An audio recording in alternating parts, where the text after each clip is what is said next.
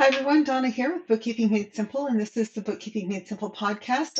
This particular show, I'm going to talk about new rules the IRS has put out that govern inherited IRAs. In other words, if you're an adult child, I'm personally am starting to get into this position where my parents are not doing as well as they used to be. They are coming to the end of their lives, and I'm going to need to be aware of this myself.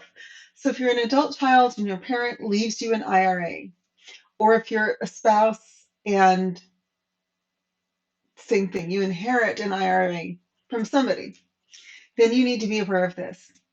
And before I dive into that, is always, if you enjoy these videos, please like, share, and subscribe. My goal here is always to inform you about things that are coming up that you may not know about. The IRS, I don't think the IRS does a fantastic job of getting all of the information out to the right people in an appropriate time frame. So I'm very interested in helping small business owners and get the information that they need to run their business with the information that they need. Otherwise, you're just kind of guessing, going by the seat of your pants. And that can be wonderful, but it can also be, you really need to have the information to make these decisions. So let's kind of dive into this. Now, the IRS chose the most complicated way of that they could possibly have dealt with this. Um, this is regarding mandatory distributions from 401ks, IRAs, and other retirement plans that were inherited. In other words, the owner has passed away, and those IRAs and 401ks and retirement funds are sitting somewhere. Inherited in 2020 or later. Now, like I said, the IRS does not like things to be simple, so they chose the most complicated things that they could come up with. That's all I can come up with myself. I do not know why they do this. I guess they think that they need this to keep a job, but as long as we need tax revenue, the IRS is always going to have a job to do. So I think they can back off of that just a little bit. Anyway, the most complicated rules they could come up with. Oh, goodness. So let's kind of dive in. These new requirements do not apply to spouses. So if you become widowed and your spouse left you an IRA, then you get to continue to treat it as if you've always owned it. They're also giving flexibility for, so what they call them, eligible designated beneficiaries. So those would be those who are disabled or chronically ill, minor children, and others who are not more than 10 years younger than the deceased owner. Or, excuse me, not more than 10 years younger. So they're really kind of targeting this at adult children of who inherit a retirement plan. If the IRA owner was old enough to start taking mandatory distributions, this is when this comes into play. Now, that requirement was 73 right now. It is moving up. It's scheduled to rise to age 75 in 2033. And yes, how many minutes are we into this? And it's already complicated. Sorry, not me. So yeah, they're really targeting this at adult children of beneficiaries because we're more than 10 years younger than our parents. And so now, if you inherit an IRA from a parent or someone who's more than 10 years older than you, outside of those specific instances, and now you have to have mandatory distributions over a 10-year period. So it doesn't have to be a tenth of the account per year, but that amount is driven by an IRS life expectancy table. Now, if you miscalculate the amount, if you don't bother to do this, you could be penalized 25% of the amount that should have been withdrawn but wasn't. And no, I don't think that makes sense, but I don't make the rules, I just tell you about them. Okay, this is part of the Secure Act, and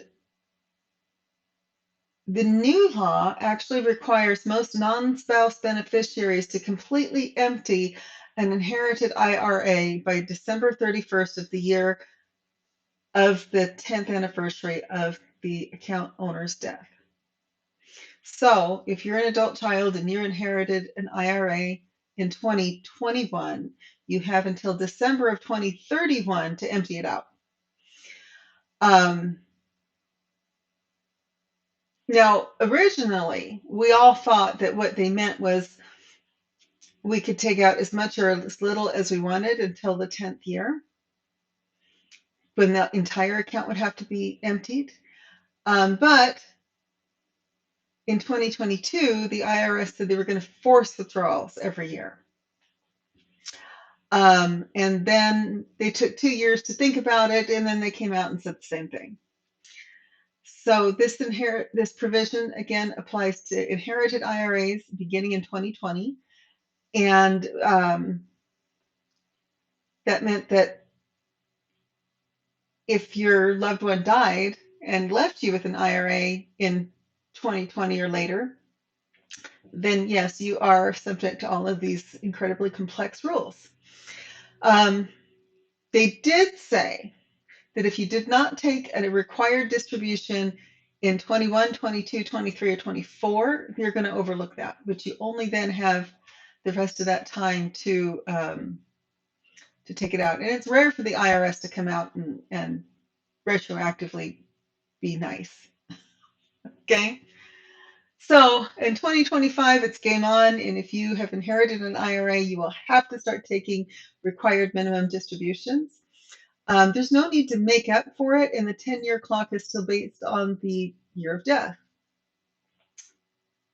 as long as you're, as long as the person that left it to you died in 2020 or later. If you inherited from someone who died in 2019 or earlier, none of these rules applied. So the first few years, everybody kind of threw up their hands and said, we don't even want to get into this. Lately, however, Vanguard has put on an online inherited IRA required minimum distribution, that's RMD, if you look this up, calculator that anyone can access. So keep in mind, if you inherit an IRA from a deceased account holder and you are not the spouse or minor child, you need to talk to someone in wealth management right away, because the IRS is getting ready to take their gloves off. We don't want you to have large penalties. I'm not an expert on retirement funds, although I am really good at taxes. So you might want to talk to someone, myself or someone else. And even then, I bring in the experts. I don't assume that I know everything about the tax code or about particularly specialty accounts like retirement accounts. I tend to turn to people who are in wealth management to help me determine how best to serve my clients. One of my secrets to success, I guess, is that I'm always thinking about how to best serve my clients. And sometimes that means bringing in outside experts, because there's no way I can know it all.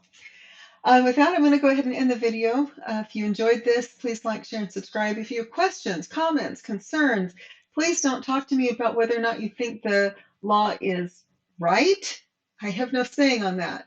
But if you have concerns about how it's implemented, or how to make sure that you maximize savings and minimize your tax burden, please feel free to reach out to me. I really hate it when people reach out to me with political questions, because I really don't want to answer them.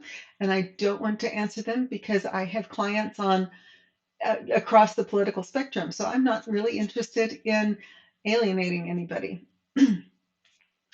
It's not like it used to be where I could give a political opinion and nobody, people would just say it was my opinion. Nobody seems to do that anymore. Anyway,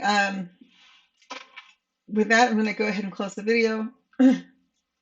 Again, as long as you're not talking to me about why the heck did they pass this law, my answer is I don't know. I'm not in Congress. But if you are interested on how best to use this to your benefit, because you may know that you don't want to get a big balloon distribution in year 10 and you need to stretch this out or you need to compress the timeline if you already know that you're not going to be making much money right now, so your tax burden is going to be lower. We need to talk. If you're not sure what your tax burden is going to look like in upcoming years, if you don't have a clue, we need to talk, um, because we can help you determine when is best for you to take out the most amount of money without incurring a large penalty. And I'll talk to you again soon.